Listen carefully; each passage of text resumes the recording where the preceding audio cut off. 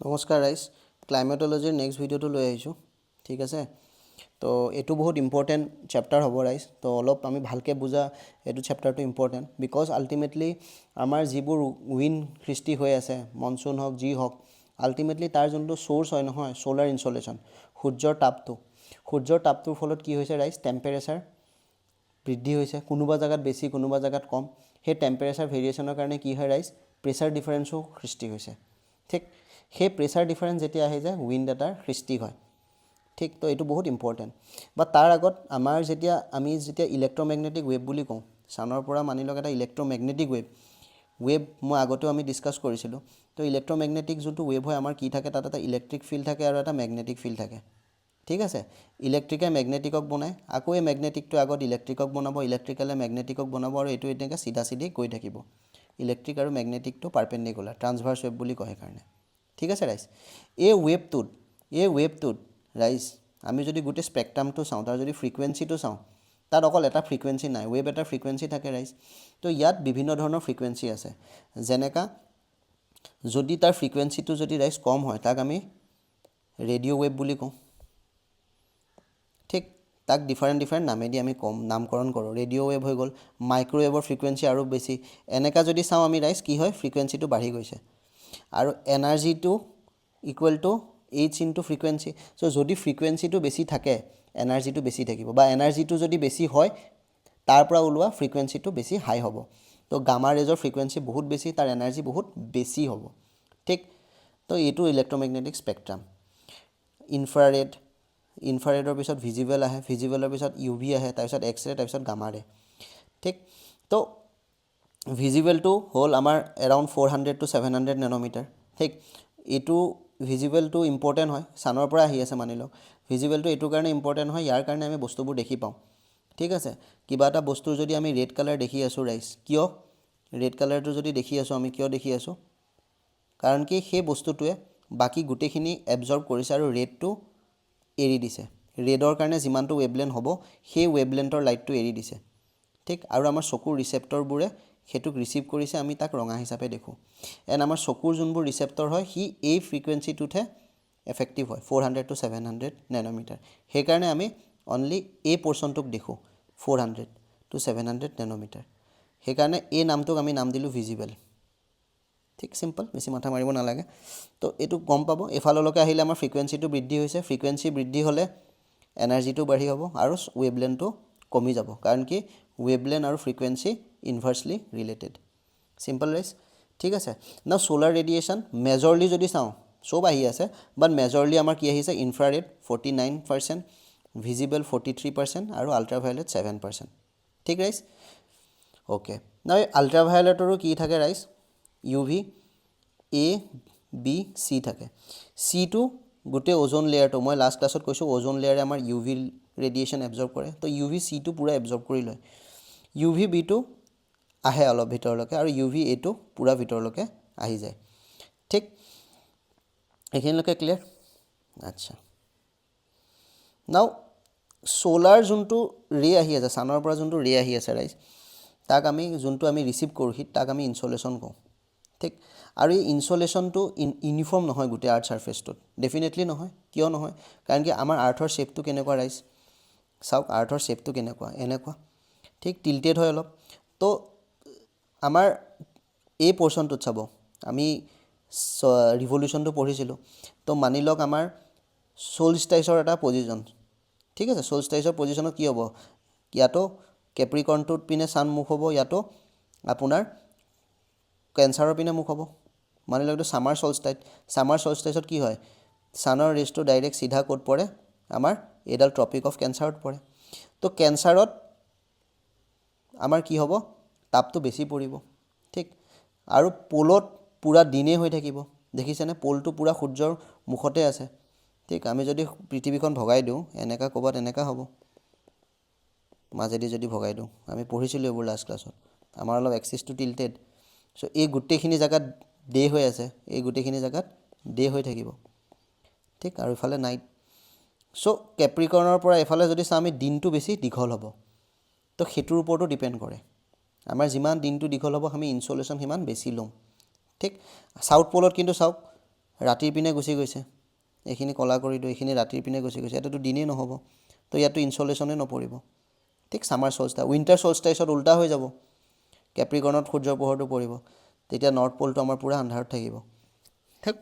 তো এইটোৰ ওপৰতো ডিপেণ্ড কৰে, তো লেটিটিউডটোৰ ওপৰত ডিপেণ্ড কৰে, মই দেখালোঁ প'লত কেনেকুৱা বা ইকুৱেটৰ বা ট্ৰপিক অফ কেঞ্চাৰত আমাৰ চেঞ্জেছবোৰ হৈ আছে। ডিউৰেশ্যন অফ ডেটো ডিপেণ্ড কৰে, ছামাৰ ছিজনত বেছি হ'ব। ট্ৰান্সপেৰেঞ্চি অফ এটমস্ফিয়াৰৰ ওপৰতো ডিপেণ্ড কৰে, মানি লওক আমাৰ যদি ডেজাৰ্টৰ যোনটো ওপৰত এটমস্ফিয়াৰ খুব ড্ৰাই থাকে, হাৰি থাকে, তাততো ইমান ক্লাউডৰ ফৰ্মেশ্যন নাথাকে, তো ছানৰেজটো পূৰা সি ল'বলৈ পায়, সেইকাৰণে বেছি গৰম হয়, ঠিক। কিন্তু কিছুমান জেগাত যদি ক্লাউডছ ওপৰত থাকে বা ডাষ্ট পাৰ্টিকেল থাকে, সি কি কৰে, ৰিফ্লেক্ট কৰি দিয়ে ছানৰেজটো, চ' তাতে অলপ ইমান গৰম নহ'ব। ডিষ্টেঞ্চ ফ্ৰম দ্য ছান, পৃথিৱীখন এলিপ্টিকেল পাথত ঘূৰি আছে ৰাইজ, মই কৈছিলোঁ, ঠিক। তো এটা পইণ্ট আছিল এফেলিয়ন, যোনটোত সি চবতকৈ দূৰত থাকে, 152 মিলিয়ন কিলোমিটাৰ, 4 জুলাইৰ সময়ত সেইটো সময় হয়, ঠিক। আৰু পেৰিহেলিয়ন মানে 5, পি মানে 5, ওচৰত থাকে, 3 জানুৱাৰীৰ সময়ত হয় সেইটো, ঠিক। জানুৱাৰীৰ সময়ত ওচৰত আহিছে, 147 মিলিয়ন। চ' এইটোতো ইনচলেশ্যনটো চেঞ্জ হ'ব, যেতিয়া ওচৰত হ'ব ডেফিনেটলি বেছি ইনচলেশ্যন ফিল কৰিব।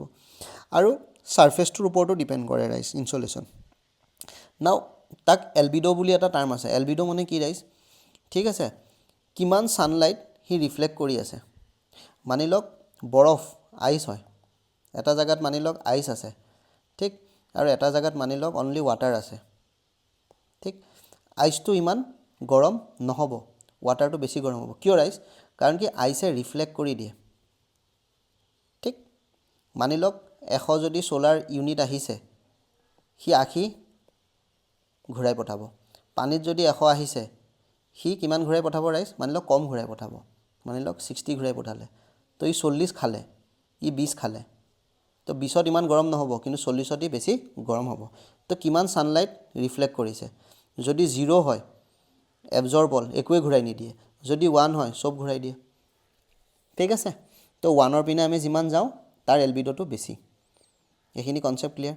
ন এলবিডোটো ডিফাৰেণ্ট থাকে, পানী চাওক 0ৰ ওচৰত আছে, ফৰেষ্টতো এনেকুৱা, ঠিক আছে, ফৰেষ্টতো ইমান ঘূৰাই পঠাব নোৱাৰে, জংঘল আছে, বালিত বেছি হ'ব, ডেজাৰ্টত ফৰেষ্টতকৈ ডেজাৰ্টৰ বেছি হ'ব এলবিডোটো, ঠিক। ক্লাউডৰো আছে এলবিডো ৰাইজ, ক্লাউডেও ঘূৰাই পঠায়, আৰু ফ্ৰেছ স্ন'ৰ চবতকৈ বেছি, অল্ড স্ন'তকৈ ফ্ৰেছ স্ন'ৰ চবতকৈ বেছি। স্ন' যদি পূৰা ফ্ৰেছ বনিছে সি বেছি ঘূৰাই পঠাব, চাওক 100ৰ পিনে গৈছে, 100% আছে, আমি 0 to 1 মানে 100% ভাবি লওক, 0 মানে 0% ভাবি লওক, ঠিক। Okay, this is the albedo values for earth surface, ঠিক আছে। নাও ৰাইজ ক্লাউডতো আছে একচুৱেলি ডিফাৰেণ্ট, ক্লাউডতো কি হয়, ক্লাউডটোৰ ওপৰত ডিপেণ্ড কৰে, যদি ক্লাউডটো যদি ঘন হয় বহুত, এনেকুৱা যদি বহুত ঘন হয়, এইটো কি হয় ৰাইজ, থিক ক্লাউড, আমি পিছত পঢ়িম, এইটো কিউমিলাছ বুলি কয়, মানি লওক এইটো আমাৰ এটমস্ফিয়াৰ, আমাৰ আৰ্থ ছাৰ্ফেচৰ ওচৰত বৰষুণ বতৰৰ দৰে হয়, ইয়াৰ পৰা বেছি ৰিফ্লেক্ট হয়, কিয়, এই ক্লাউডত কি আছে ৰাইজ, আল্টিমেটলি আইচ ক্ৰিষ্টেলবোৰ আছে, আইচ ক্ৰিষ্টেল, ঠিক আছে, আইচ ক্ৰিষ্টেলবোৰ আছে, ঠিক আছে। তো বেছি আইচ ক্ৰিষ্টেল আছে ইয়াত, তো ইয়াত বেছিকৈ ৰিফ্লেক্ট হ'ব, ঠিক। কিন্তু আমি যদি ওপৰৰ ক্লাউডবোৰ চাওঁ, এনেকুৱা যে সৰু যে থাকে, সেইবোৰে ইমান ৰিফ্লেক্ট নকৰে, ঠিক আছে। ক্লাউডৰ ভিতৰতো যদি আমি চাওঁ কিউমুলাছৰ বেছি হ'ব এলবিডো, আৰু যদি ওপৰৰ ক্লাউড, আমি পঢ়িম ক্লাউডৰ নামবোৰ, বাছ কনফিউজন নহ'ব। চিৰাছ মানে বহুত ওপৰত বনিছে, এটা পাতলা লাইনৰ নিচিনা আমি দেখোঁ কেতিয়াবা, একদম ঠাণ্ডাৰ দিনবোৰত চাবচোন, এনেকুৱা বহুত এটা পাতলা লাইনৰ নিচিনা দেখোঁ, সেইবোৰ চিৰাছ ক্লাউড, বহুত ওপৰত বনিছে, সেইটো ট্ৰপ'স্ফিয়াৰৰ বহুত ওপৰত বনিছে, ঠিক। সেইবোৰত কি হ'ব, আইচ ক্ৰিষ্টেল কম আছে, ফিলটো ল'ব, আইচ ক্ৰিষ্টেল কম আছে, তো সিমান সি ঘূৰাই পঠাব নোৱাৰিব, সি বেছি পাৰ কৰাই দিব তললৈ, তো চিৰাছ ক্লাউডে কি কৰিব, তললৈ বেছি পাৰ কৰাই দিব, কিন্তু তলত ফৰ্ম হোৱা ক্লাউডবোৰে কি কৰিব, কিউমিলাছে বেছি ৰিফ্লেক্ট কৰি দিব, কাৰণ কি আইচ ক্ৰিষ্টেল তাত বেছি আছে, ঘন আছে, ঠিক। ফিলটো ল'ব, ভাল পাব। আচ্ছা, এলবিডোৰ কনচেপ্টটো ক্লিয়াৰ, এইটো কয়। নাও পৃথিৱীয়ে আমাৰ ছ'লাৰ ৰেডিয়েশ্যন লৈ আছে, আমি ফিলটো ল'লোঁ, ছ'লাৰ ৰেডিয়েশ্যন লৈ আছে, তাক আমি কি বুলি ক'লোঁ ৰাইজ, ইনচলেশ্যন বুলি ক'লোঁ। ইয়াত মেজৰলি কি আছে ৰাইজ, ইনফ্ৰাৰেড আছে, তাৰপিছত ভিজিবল আছে, তাৰপিছত UV আছে, UVটো আমি ABC কৈছিলোঁ, ঠিক, ইনফ্ৰাৰেড আছে। নাও এইখিনি লৈ আছে, আৰু লৈ থকাটো ৰাইজ ডিপেণ্ড কৰি আছে আৰ্থৰ টিল্টেড এক্সিছ, চব জেগাইটো সমানে লোৱা নাই, ডিপেণ্ড কৰি আছে কিহৰ ওপৰত, ঠিক আছে, ডেটো যদি দীঘল হয় তাত বেছি হ'ব, পলত কম হ'ব, ডিপেণ্ড কৰে পলটো। ছামাৰ ছলষ্টাইচ যদি হয় তেতিয়া নৰ্থ পলত বেছি হ'ব, উইণ্টাৰ ছলষ্টাইচ যদি হয় তেতিয়া নৰ্থ পলত কম হ'ব। কনচেপ্টখিনি ক্লিয়াৰ কৰি ল'ব ছলষ্টাইচৰ, ঠিক আছে। আচ্ছা, তাৰপিছত যেতিয়া আৰ্থে যেতিয়া আমাৰ ৰিচিভ কৰে ৰাইজ, ঠিক আছে, আৰ্থে এৰিও দিয়ে, আৰ্থে এৰি দিয়ে। যোনটো পৃথিৱী আমাৰ এৰি দি আছে তাক কওঁ আমি terrestrial radiation, heat energy emitted by earth to the atmosphere and space. ঠিক, নাও ৰাইজ মোক এটা কথা কওক, সূৰ্যটো বেছি গৰম নে পৃথিৱীখন বেছি গৰম? নিজে ফিলটো ল'ব, কনচেপ্ট ক্লিয়াৰিটি হ'ব। সূৰ্য বহুত গৰম, যদি বহুত গৰম তাৰ এনাৰ্জি কি আছে ৰাইজ? বহুত বেছি আছে। যদি এনাৰ্জি বেছি আছে এইচ মিউৰ ভেলুটো বেছি হ'ব, এইচটোতো কনচেণ্ট মানে ফ্ৰিকুৱেঞ্চিটো বেছি হ'ব, ঠিক আছে। যদি ফ্ৰিকুৱেঞ্চিটো বেছি হয় ৱেভলেনটো কি হ'ব? কম হ'ব। ফ্ৰিকুৱেঞ্চি আৰু ৱেভলেন দুইটা উল্টা হয়, এটা বাঢ়িলে এটা কমে। তো ছানৰ পৰা যেতিয়া হাই এনাৰ্জি আহি আছে মানে শ্বৰ্ট ৱেভ ৰেডিয়েশ্যন আহি আছে। তো ছানৰ পৰা কি আহি আছে ৰাইজ? Short wave radiation. ফিলটো বুজিছোঁ, কনচেপ্টটো ক্লিয়াৰ। কাৰণ গৰমৰ কাৰণে তাৰ কি হ'ব? হাই এনাৰ্জি। হাই এনাৰ্জি মানে কি ৰাইজ? ফ্ৰিকুৱেঞ্চিটো বহুত বেছি। ফ্ৰিকুৱেঞ্চিটো যদি বহুত কম, বেছি, ৱেভলেনটো বহুত কম। ৱেভলেনটো বহুত কম মানে নাইচ, নামটো কি হৈ গ'ল? Short wave radiation. ফিলটো ল'লোঁ। আৰ্থখন সিমানটো গৰম নহয় সূৰ্যৰ নিচিনা, তো আৰ্থে কি কৰিব? আৰ্থৰ এনাৰ্জিটো কম, তো ফ্ৰিকুৱেঞ্চিটো কম, তো আৰ্থৰ পৰা যোনটো ৱেভলেন ওলাব কম্পেৰেটিভলি তাতকৈ কি হ'ব? ডাঙৰ হ'ব। চ' ৱেভলেনটো ডাঙৰ। তো this terrestrial radiation is long wave radiation. ফিলটো ল'ব, ফিলটো ল'ব, লং ৱেভ ৰেডিয়েশ্যন, সেইকাৰণে লং ৱেভ বুলি কয়, লম্বা, ঠিক। আচ্ছা, নাও ৰাইজে আৰ্থৰ পৰা ওলাই আছে, আৰ্থে কি কৰিছে? ওপৰৰ ছাৰ্ফেচটো গৰম কৰি আছে, ঠিক আছে। ফিলটো চাব, মই বুজাই আছোঁ। আৰ্থখন আছে, মই এনেকুৱা মানে সিদিনাখন লাষ্ট ক্লাছতো কৈছোঁ মই, আৰ্থখন আছে, ইয়াতে এটমস্ফিয়াৰ আছে, গেছেছবোৰ আছে আমাৰ, ইয়াতে অলপ বেছি ঘন ঘন আঁকিছোঁ, ওপৰলৈ অলপ কমি যাব আৰু কমি যাব, ঠিক আছে। তো আৰ্থখনেওতো এৰি দিছে ৰাইজ, তো আৰ্থখনে যেতিয়া এৰি দিছে, ঠিক আছে, ইয়াত যোনখন আৰ্থৰ লগত একদম লাগি আছে গেছসমূহ, যিসমূহ গেছসমূহ লাগি আছে সেইবোৰ ডাইৰেক্টলি হিট হ'ব। ইমানখিনি মানি লওক ডাইৰেক্টলি আৰ্থৰ পৰা হিট হ'ব, ঠিক। ওচৰত যিখিনি লাগি আছে সেইখিনি কি হ'ব ৰাইজ? ডাইৰেক্টলি হিট হ'ব। তো সেইখিনি আমাৰ কি হৈছে? কণ্ডাকশ্যন দি হিট হৈছে, ঠিক। এতিয়া আমি পঢ়িছিলোঁ এইখিনি যেতিয়া গৰম হৈছে, গৰম হাৱাটো কি হয়? এক্সপাণ্ড কৰে, হট এয়াৰ এক্সপাণ্ড কৰে, এক্সপাণ্ড কৰে, খুলি যায় সি, ঠিক আছে। তাৰ মলিকুলবোৰ দূৰে দূৰে যায়, যেতিয়া মলিকুলবোৰ দূৰে দূৰে যায় তাৰ ডেঞ্চিটিটো কমি যাব আৰু সি ওপৰলৈ ৰাইজ কৰিব। এই ইয়াত থকা ৱাৰ্ম এয়াৰখিনি ওপৰলৈ যাব, ঠিক। আৰু ওপৰত থকা কোল্ড এয়াৰখিনি কি হ'ব ৰাইজ? তললৈ আহিব, জাগা খালী কৰি দিলে। তো এইটো প্ৰচেছটোক কি কয়? ৱাৰ্মটো ওপৰলৈ গৈছে, কোল্ডটো তলত গৈছে, আমি কি কৈছিলোঁ এইটো ৰাইজ? কনভেকশ্যন। এইটো কনভেকশ্যন। ওপৰৰ লেয়াৰখিনি সি কনভেকশ্যনেদি গৰম কৰিব পৃথিৱীয়ে।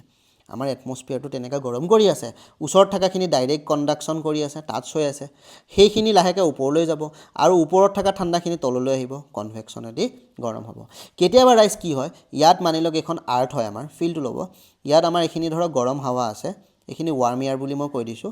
কেতিয়াবা এইখিনি হৰাইজেণ্টেলি মুভ কৰে, এইখন গোটেইখন পৃথিৱীখন বুলি ভাবি লওক, ফ্লেট ছাৰ্ফেচ, এইখিনিতে ৱাৰ্ম এয়াৰ আছে, মানি লওক এইখিনি কেতিয়াবা হৰাইজেণ্টেলি মুভ কৰে আৰ্থৰ পেৰেলেল, তাক কয় ৰাইজ এডভেকশ্যন। তাক কি কয়? এডভেকশ্যন। কেতিয়াবা আমি দেখোঁ ৰাইজ লু বুলি কয় যে গৰম হাৱা এটা বয়, ঠিক আছে। তো সেইটো আমি ওচৰ চুবুৰীয়া ধৰণৰ ৰাজস্থানৰ পৰা আহিছে, ওচৰ চুবুৰীয়া দিল্লী, উত্তৰ প্ৰদেশ, তাতেও বহুত গৰমৰ সৃষ্টি কৰে, ঠিক, হৰাইজেণ্টেলি, ডেট ইজ এডভেকশ্যন। কনচেপ্টটো ক্লিয়াৰ? ফিলটো ল'ব। তো আৰ্থৰ ওপৰৰ এটমস্ফিয়াৰত কি আছে ৰাইজ? গেছ পাৰ্টিকেল আছে। কম্পজিশ্যনখিনি লাষ্ট ক্লাছত পঢ়িছিলোঁ, সি কেনেকৈ গৰম কৰি আছে? বাই এডভেকশ্যন হৈ আছে, বা কণ্ডাকশ্যন এণ্ড কনভেকশ্যন। কিন্তু আৰ্থক ছানে কেনেকৈ গৰম কৰি আছে? কি ছানে চুইছে নেকি? নাই চোৱা। তো ছানৰ পৰা ডাইৰেক্ট শ্বৰ্ট ৱেভ ৰেডিয়েশ্যন আহি আছে, ডাইৰেক্ট ৰেডিয়েশ্যনেদি গৰম কৰিছে, ৰেডিয়েশ্যন, ঠিক আছে ৰাইজ, ৰেডিয়েশ্যন। ইয়াত একো গৰমখিনি তললৈ যোৱা নাই বা ঠাণ্ডাখিনি, বা আৰ্থে ছানক চুইও থকা নাই, ঠিক আছে। ডাইৰেক্ট দূৰৰ পৰা যদি আমি গৰম কৰিছোঁ ডেট ইজ ৰেডিয়েশ্যন, ঠিক। এইখিনি কনচেপ্ট ক্লিয়াৰ, চিম্পল ৰাইজ। ফিলটো ল'ব, ভাল পাব, মজা পাব, ঠিক। Again sun hits the ground, এইটো ৰেডিয়েশ্যন হয়। তো the ground hits the air, conduction, ওপৰৰ এয়াৰখিনিক গৰম কৰি দিয়ে, গৰমখিনি ওপৰলৈ যায়, ৱাৰ্ম এয়াৰ ৰাইজেছ, কনভেকশ্যন হয়, ঠিক। ঠাণ্ডাখিনি আকৌ তললৈ আহে, প্ৰচেছ কণ্টিনিউছ। এইখিনি ফিল ক্লিয়াৰ। আচ্ছা, এটা কনচেপ্ট চাব ৰাইজ,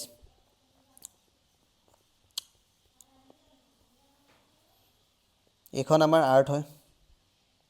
মই কালি কৈছিলোঁ ইয়াতে কিছুমান গেছেছ থাকে যাক আমি গ্ৰীণ হাউচ গেছেছ বুলি কওঁ। গ্ৰীণ হাউচ গেছেছত কোন আহি যায় ৰাইজ? কাৰ্বন ডাই অক্সাইড, ৱাটাৰ ভেপাৰো আহি যায়, ঠিক, আমাৰ মিথেন আহি যায়, ঠিক আছে, একেটা আহি যায় মানি লওক, ঠিক।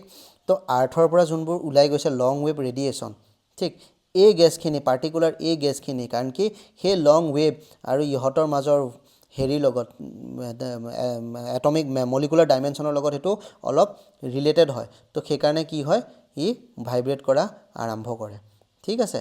এই মলিকুলবোৰ কি হ'ব? নাচা আৰম্ভ কৰিব। তো এইটো যেতিয়া নাচিব কি হ'ব? ইয়াতে এটা গৰমৰ সৃষ্টি হ'ব, ঠিক। আৰ্থৰ পৰা যোনটো আমাৰ টেৰেষ্ট্ৰিয়েল ৰেডিয়েশ্যন ওলাই গৈছে, এই লেয়াৰটোৱে তাক এবজৰ্ব কৰিব এটমস্ফিয়াৰিক গেছেছবোৰে। কোনবোৰ গেছেছে? তাক গ্ৰীণ হাউচ গেছ বুলি কওঁ। এইবোৰে এবজৰ্ব কৰিব, ঠিক, এবজৰ্ব কৰিব। এতিয়া মানি লওক সেইটো জৰুৰী হয় এবজৰ্ব কৰাটো, কাৰণ কি সেইখিনি আমাৰ আৰ্থৰ লগত চাওক এইখিনি গৰম কৰি ৰাখিছে আমাক। সেইখিনি যদি এবজৰ্ব নকৰিলে, এইখন যদি নাথাকিলে হয়, তেতিয়া কি হ'লে হয়? আৰ্থৰ পৰা যদি এইখন নাথাকিলে হয়, গোটেইখিনি ওলাই গুচি গ'লে হয়। যদি হিটটো গোটেইখিনি ওলাই গুচিয়ে যায়, পৃথিৱীখন দেখোন এক্সট্ৰিম ফ্ৰিজিং হৈ যাব, ঠাণ্ডা হৈ যাব, ঠিক। তো এইখন থকাৰ কাৰণে জৰুৰী। ইয়াতে এবজৰ্ব কৰে, অলপ উলিয়াই দিয়ে, আকৌ এইটো প্ৰচেছটো কণ্টিনিউ হৈ থাকে, ঠিক।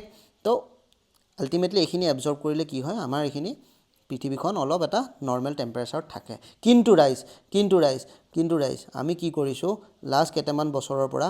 এই লেয়াৰটো আগতে মানি লওক ইমানখিনি আছিল, আমি ইয়াক মোটা কৰি দিছোঁ, আৰু মোটা কৰি দিছোঁ ইয়াক, ঠিক।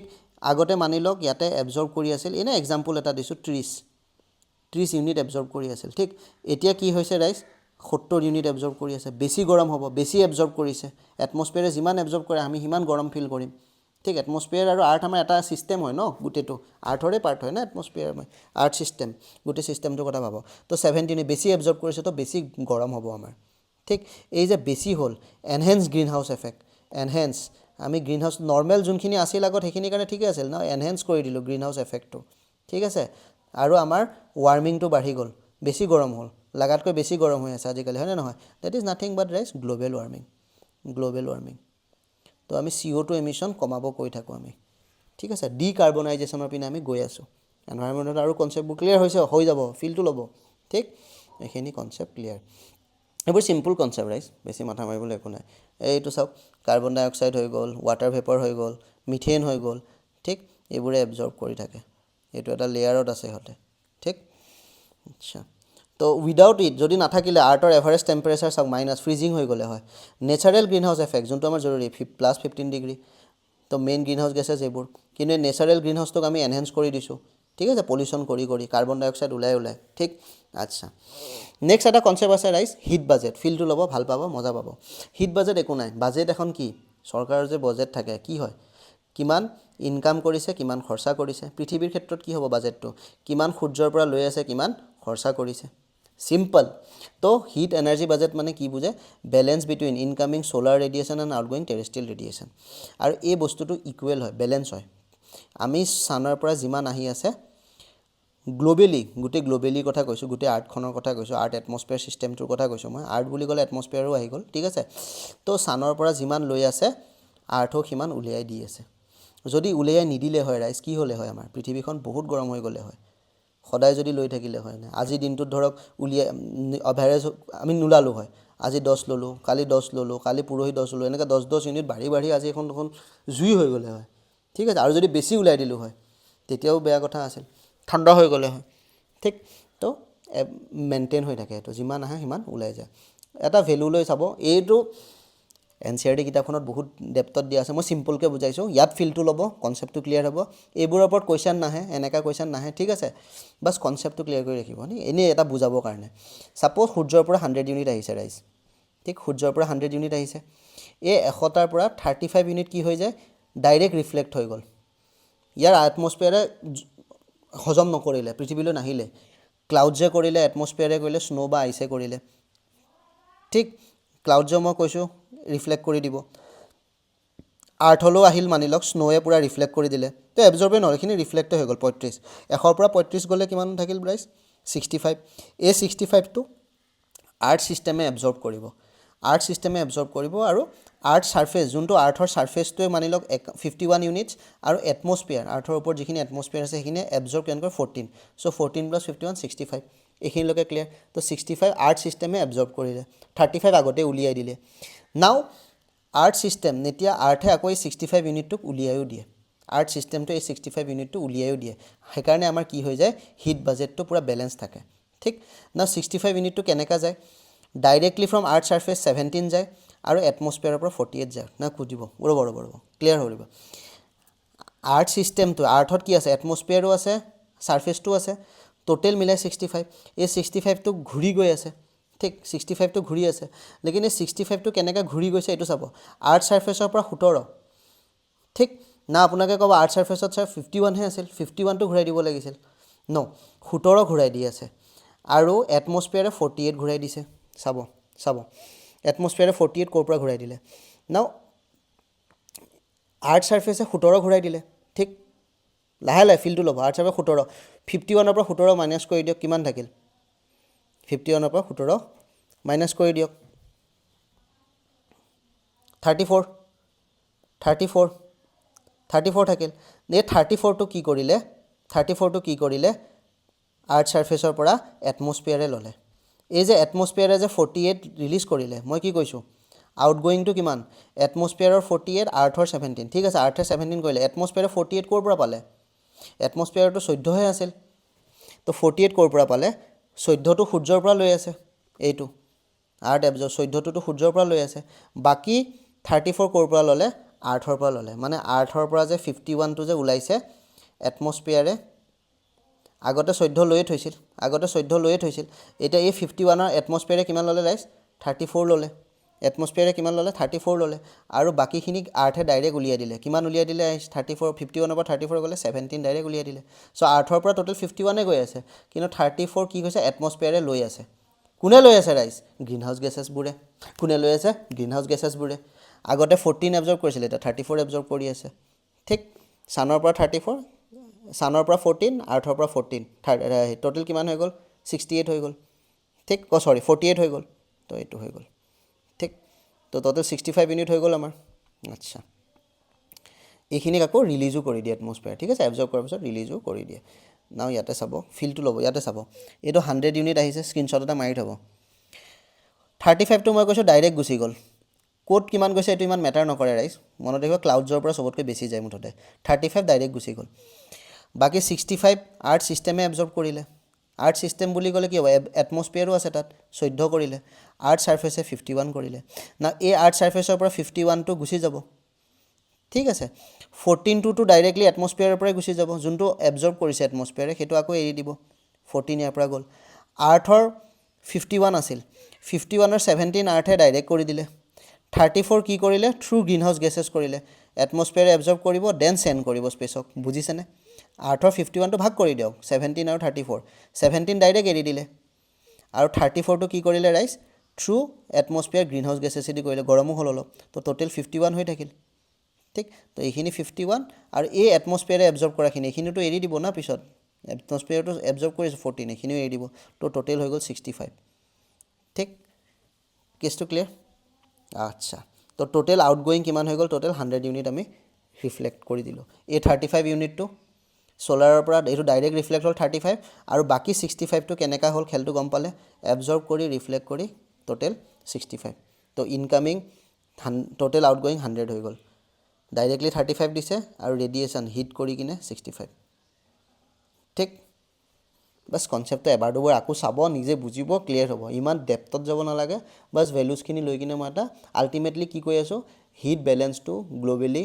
মেইনটেইন থাকে ঠিক আচ্ছা কিন্তু গ্ল'বেলিহে মেইনটেইন থাকে ৰিজনেলি আকৌ মেইনটেইন নাথাকে ৰিজনেলি যদি আমি চাওঁ ৰাইজ চাব এই জেগাখিনি ইকুৱেটৰৰ ওচৰত চাওক ইকুৱেটৰটোততো আমাৰ অলপ বেছিকৈ ছান ৰেডিয়েশ্যন পৰিব ন ঠিক আছে তো তাত এইডাল আউটগোয়িং ৰঙাডাল আউটগোয়িং দেখিছেনে ৰঙাডাল আউটগোয়িং চ' আউটগোয়িংটো কম হয় ইনকামিংটো বেছি হয় তাৰ ফলত কি হয় ৰাইজ ইয়াতে নেট গেইন হয় হিটৰ নেট গেইন হয় আৰু ইয়াত পলৰ পিনে কি হৈ যায় চাওক নেট লছ হয় আউটগোয়িংটো বেছি ঠিক আছে এই ৰঙা ৰাজডাল আউটগোয়িংটো ওপৰত আছে ইনগোয়িংটো সূৰ্যৰ পৰা অহাটো কমত আছে তো সেইকাৰণে নেট লছ হয় এইটো কনচেপ্ট ক্লিয়াৰ ঠিক আছে ৰাইজ অ'কে নাও ক্লিয়াৰ নাও এইটো বস্তু চাব এইখিনিতে ছাৰপ্লাছ থাকে আমি যদি লোকেলি চাওঁ এটা এনেকুৱা ইকুৱেটৰ 40 ডিগ্ৰীৰ ওচৰত, NCERT 40 দিয়া আছে আই থিংক 38 to 40 ডিগ্ৰীৰ ওচৰত এইখিনি পইণ্টত বেলেঞ্চ থাকে, যিমান আহিছে সিমান ওলাই গৈছে।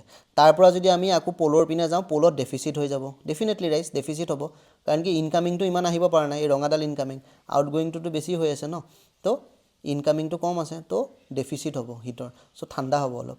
কিন্তু আমাৰ এনেকুৱাতো নহয় যে এইটো সদায় ঠাণ্ডাৰ পিনেই গৈ আছে, ডেফিচিট মানে কি, তাত যদি সদায় ডেফিচিটে থাকে আজিলৈকে, এইটো নোহোৱা হৈ গ'লে হয়, আৰু ইয়াত যদি ছাৰপ্লাছে থাকে এইটোতো জুই হৈ গ'লে হয়, বাট তেনেকুৱা নহয়, হিট ট্ৰান্সফাৰ হৈ থাকে ৰাইজ, হিট ট্ৰান্সফাৰ হৈ থাকে, আমি চাম অ'চিয়ান কাৰেণ্টেদিও হিট ট্ৰান্সফাৰ হৈ থাকে, ঠিক, উইণ্ডেদিও হিট ট্ৰান্সফাৰ হৈ থাকে, ঠিক আছে।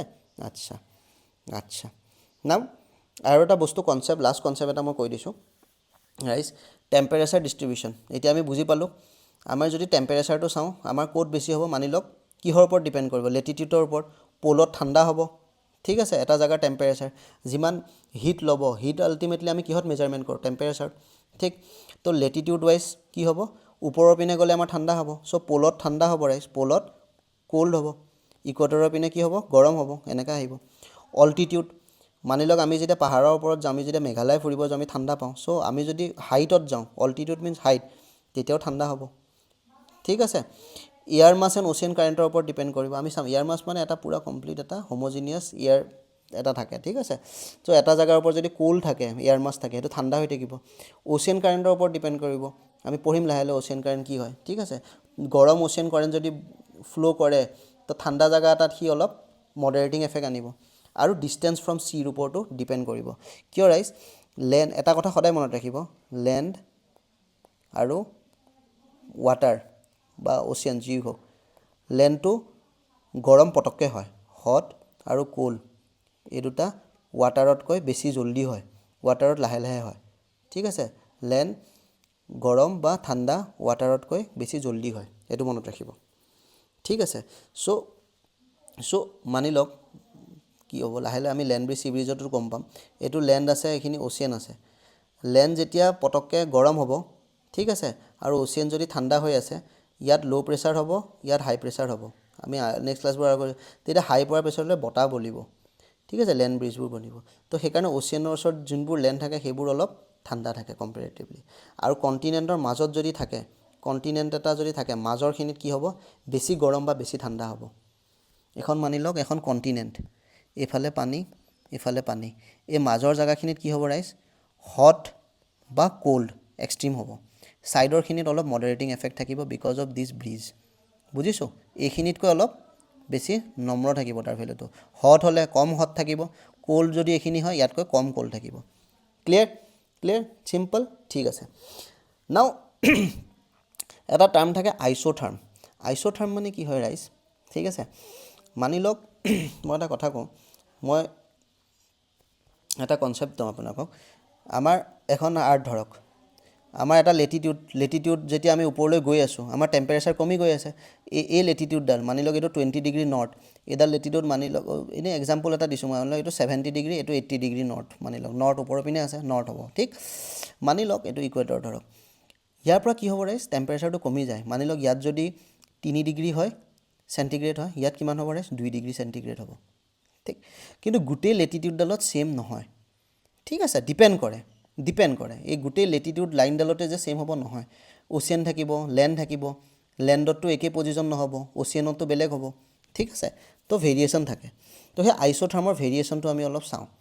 আইচ'থাৰ্ম মানে কি হয়, সেই প্লেচবোৰ আৰ্থৰ, মানি লওক এইটো এটা প্লেচ, এইটো এটা প্লেচ, এইটো এটা প্লেচ, এইটো, এই গোটেইখিনি যদি 20 ডিগ্ৰী চেণ্টিগ্ৰেডত থাকে, আমি লাইনডাল বনাই দিওঁ, ডেট ইজ আইচ'থাৰ্ম, ঠিক, কিন্তু কেতিয়াবা আমাৰ কি হ'ব, এই জেগাটো 20 ডিগ্ৰী চেণ্টিগ্ৰেডত আছে, লেটিটিউডৰ ছেইম লাইনডালত এইটো 20 ডিগ্ৰী নহ'বও পাৰে, ঠিক আছে, মানি লওক তলৰ পইণ্টটো 20 ডিগ্ৰী, চ' লাইনডাল এনেকৈ বনাম, ঠিক, আকৌ মানি লওক লেটিটিউডৰ এইডাল লেটিটিউড, মানি লওক এডাল লেটিটিউড বনাই দিছোঁ মই, 9 ডিগ্ৰী নৰ্থ, এইখিনিতে 20 ডিগ্ৰী আছে, নাই 9 ডিগ্ৰীত এইখিনিতে 20 ডিগ্ৰী নহ'বও পাৰে, ঠিক আছে, তলত হ'ব পাৰে, আৰু অকণমান আগুৱাই আহিলোঁ, তলত আৰু তলত হ'ব পাৰে, চ' লাইনডাল এনেকুৱা টাইপ যাব পাৰে, ঠিক আছে, এনেকৈ যে চিধা হৰাইজেণ্টেল লাইন হ'ব, মানে লেটিটিউডৰ নিচিনা আইচ'থাৰ্ম সেইটো নহয়, ঠিক আছে, কাৰণ কি টেম্পাৰেচাৰটো আমাৰ ডিপেণ্ড কৰে, অ'চিয়ান হয় নে, কণ্টিনেণ্ট হয় নে, ঠিক আছে, বা তাত অ'চিয়ান কাৰেণ্ট আছে নে নাই, ঠিক। নাও এটা বহুত ইম্পৰ্টেণ্ট কনচেপ্ট বাৰ ইউ পি এছ চি সুধি আছে, মই কনচেপ্টটো ক্লিয়াৰ কৰিম, ফিলটো ল'ব, মনত নাৰাখিব বস্তুটো হা, লাষ্ট কনচেপ্ট এটা, আমাৰ এই ভেৰিয়েশ্যনটো কেনেকুৱা হা নৰ্থ হেমিস্ফিয়াৰত চাব হা ফিলটো ল'ব ঠাণ্ডা দিমাগত বুজিব হা কনচেপ্টটো চাব মজাটো পাব মানি লওক আমি নৰ্থ হেমিস্ফিয়াৰত আছোঁ নৰ্থ হেমিস্ফিয়াৰত আমি আছোঁ বুলি ভাবি ল'ব নৰ্থ হেমিস্ফিয়াৰত আমি আছোঁ জানুৱাৰী মাহ চলি আছে আমি জানুৱাৰী মাহত ঠাণ্ডা ফিল কৰোঁ নে গৰম ফিল কৰোঁ ৰাইজ ঠাণ্ডা ফিল কৰোঁ ঠিক আছে মজা এইখন মানি লওক এখন কণ্টিনেণ্ট নৰ্থ আমেৰিকা কণ্টিনেণ্টটো বনাইছোঁ এইফালে অ'চিয়ান এইফালে অ'চিয়ান ঠিক আছে ৰাইজ এতিয়া মোক এটা কথা ক'ব চাব ফিলটো ল'ব এইখিনিতে মানি লওক অ'চিয়ানটোত মানি লওক এডাল চলি আছে 20 ডিগ্ৰী চেণ্টিগ্ৰেডৰ লাইন ঠিক আছে এইফালে প'ল আছে আমাৰ ওপৰৰ পিনে আৰু এইখিনিতে ইকুৱেটৰটো আছে ফিলটো ল'ব না 20 ডিগ্ৰী এডাল অ'চিয়ানৰ লাইনডাল মই এনে এক্সাম্পল লৈছোঁ 20 ডিগ্ৰী লাইন না মোক এটা ৰাইজ কথা কওক ঠাণ্ডা দিন চলি আছে তো কণ্টিনেণ্টৰ এই চিধা লাইনডাল 20 ডিগ্ৰী হ'ব 20 ডিগ্ৰীটো এই লাইনডালত থাকিব নে ওপৰত থাকিব নে তলত থাকি কওক ভাবি চিন্তি কওক অলপ পজ কৰি লওক আৰু ভাবি চিন্তি কওক 20 ডিগ্ৰী অ'চিয়ানত আছে মই কি কৈছোঁ লেণ্ড কুলছ ফাষ্টাৰ দেন অ'চিয়ান লেণ্ডটো বেছি ঠাণ্ডা হয় চ' অ'চিয়ান যদি এইখিনি জেগাত 20 আছে ছেইম লেটিটিউড এইটো লেটিটিউড এই ছেইম লেটিটিউডটোত কণ্টিনেণ্ট ঠাণ্ডা নাথাকিব কণ্টিনেণ্ট ইয়াতে কি হ'ব বেছি ঠাণ্ডা হৈ যাব কাৰণ কি এইটো ছেইম লেটিটিউডত আছে মানি লওক ঠিক আছে ছেইম লেটিটিউডত আছে সূৰ্যৰ পোহৰ ছেইম পৰি আছে সূৰ্যটো মই দি দিছোঁ ইয়াতে দুইটা জেগা ছেইম লেটিটিউডত ছেইম সূৰ্যৰ পোহৰ পৰি আছে বুলি ভাবি লওক ই পানীটোক 20 ডিগ্ৰী বনাইছে কিন্তু ইয়াক কিমানত বনাব ঠাণ্ডা দিন চলি আছে মানি লওক তো ই 20তকৈ কম থাকিব নে বেছি থাকিব ৰাইজ কম থাকিব কাৰণ কি বেছি ঠাণ্ডা হৈ যাব ঠাণ্ডা দিন বেছি ঠাণ্ডা হ'ব মানি লওক ই হৈ গ'ল ৰাইজ 12 ডিগ্ৰী চেণ্টিগ্ৰেড ফিলটো ল'ব চ' আমি যেতিয়া আইচ'থাৰ্ম বনাম অ'চিয়ানৰ পৰা যেতিয়া কণ্টিনেণ্টলৈ যাম ৰাইজ চাব হা তো আমি 20 ডিগ্ৰীটো কোনফালে পাম 20টো গৰম 12 ডিগ্ৰী যদি ইয়াতে আছে ওপৰৰ পিনে 20 থাকিব নে তলৰ পিনে 20 থাকিব ওপৰৰ পিনে ৰাইজ কমিবহে 10 ডিগ্ৰী এনেকৈ পললৈ জিৰ'লৈ গুচি যাব তো 20 তলৰ পিনে থাকিব চ' অ'চিয়ানৰ পৰা যেতিয়া কণ্টিনেণ্টলৈ আহিম আমি 20 ডিগ্ৰীটো বিচাৰিবলৈ তললৈ আহিব লাগিব চ' কণ্টিনেণ্টৰ পিনে কি হ'ল ইকুৱেটৰৰ পিনে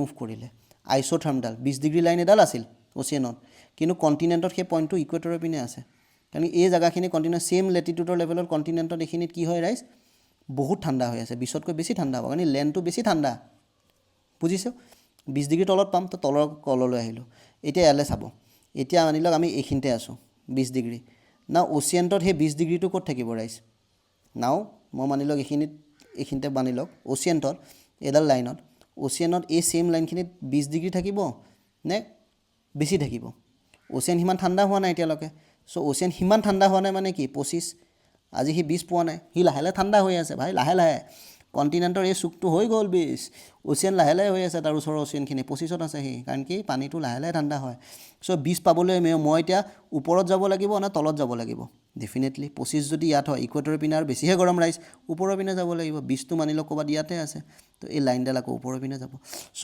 অ'চিয়ানত আইচ'থাৰ্মটো জানুৱাৰী মাহত নৰ্দাৰ্ণ হেমিস্ফিয়াৰত ফিলটো ল'ব জানুৱাৰী মাহত নৰ্দাৰ্ণ হেমিস্ফিয়াৰত আইচ'থাৰ্ম এডাল কি হয় ছেইম টাইমত 20 ডিগ্ৰী লাইনডাল বনাইছোঁ মই আইচ'থাৰ্মডাল কি হয় অ'চিয়ানত কি হয় প'লৱাৰ্ড শ্বিফটিং চ' প'লৱাৰ্ড শ্বিফটিং ফিলটো ল'ব আৰু জানুৱাৰীত কি হয় কণ্টিনেণ্টত কি হয় ইকুৱেটৰিয়েল শ্বিফটিং মুখস্থ নামাৰিব ফিলটো ল'ব ঠিক জানুৱাৰী মাহত বনালোঁ নাও এগেইন ৰাইজ আমাৰ জুন মাহত বনাওঁ জুন মাহত কি হ'ব এতিয়া গৰম হ'ব কণ্টিনেণ্ট বেছি গৰম হ'ব ঠিক আছে লেণ্ড ৱাৰ্মছ ফাষ্টাৰ দেন অ'চিয়ান ঠিক মানি লওক ৰাইজ এইখিনিতে অ'চিয়ান আছে 20 ডিগ্ৰী আছে এতিয়া মোক নিজে কওক আপুনি এই লাইনডাল 20ত থাকিবনে বেছি জুলাই মাহ আৰে কণ্টিনেণ্ট বেছি গৰম হ'ব ছাৰ এইটো বেছি গৰম হ'ব 20 নহ'ব ইয়াত বেছি গৰম হ'ব 30 হ'ব ইয়াত চ' 20 বিচাৰিবলৈ আমি ক'ত যাব লাগিব ওপৰৰ পিনে যাব লাগিব আমি ক'ৰ পিনে যাব লাগিব ওপৰৰ পিনে যাব লাগিব কিয় ওপৰৰ পিনে আৰে ওপৰলৈ কমি যায় লেটিটিউড ৱাইজ প'লৰ পিনে যাব লাগিব প'লৰ পিনে ঠাণ্ডা লাগে আমাৰ 20ৰ লাইনডাল বনাব লাগে 20টো ওপৰত পাম ওপৰৰ পিনে গ'ল এই যেনেকৈ মানি লওক গ'ল নাও এইখিনিতে 20 আছে না এইখিনিতে যদি 20 থাকে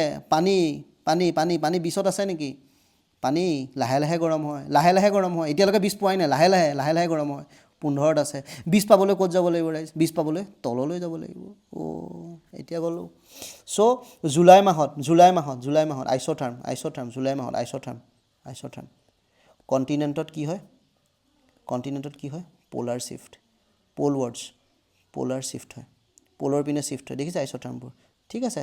আৰু অ'চিয়ানত কি হয়, ইকুৱেটৰিয়েল শ্বিফ্ট, মনত নাৰাখিব, ফিল ল'ব, ইকুৱেটৰিয়েল শ্বিফ্ট, ইকুৱেটৰৰ পিনে শ্বিফ্ট হয়, ঠিক, চিম্পল।